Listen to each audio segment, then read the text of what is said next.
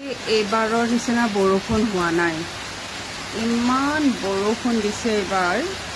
বহুদিন বৰষুণৰ ভিডিঅ' বনোৱা নাই, চাই ভাল লাগে। আজি আকৌ বহুদিনৰ মূৰত এটা বৰষুণৰ ভিডিঅ' বনালোঁ। তেনেকুৱা বৰষুণ ৰাতিপুৱাৰ পৰা সন্ধিয়াৰ সময়তো দিছিলে কালি। এইবাৰ আমি ইমান গৰম অনুভৱেই নকৰিলোঁ। এটা সময়ত ইয়াতে 50 ডিগ্ৰীৰ ওপৰত গৰম পাইছোঁ। আৰু এইবাৰ মানে এটা শীতল শীতল অনুভৱেৰেই মানে গোটেই সময়খিনি পাৰ হৈ গ'ল। আৰু জুন মাহতো খুব বৰষুণ দিছিলে। তেতিয়া ভাবিছিলোঁ জুলাইত বা ইমান দিয়ে নে নাই, কিন্তু জুলাইততো আৰু সাংঘাতিক। আজি পুৱাৰ পৰা এই অৱস্থা। ভাল লাগে, মই কিন্তু বৰষুণ খুব ভাল পাওঁ।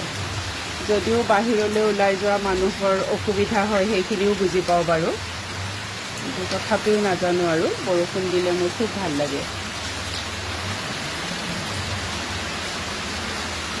একদম শীতল শীতল অনুভৱ এটা হৈ আছে।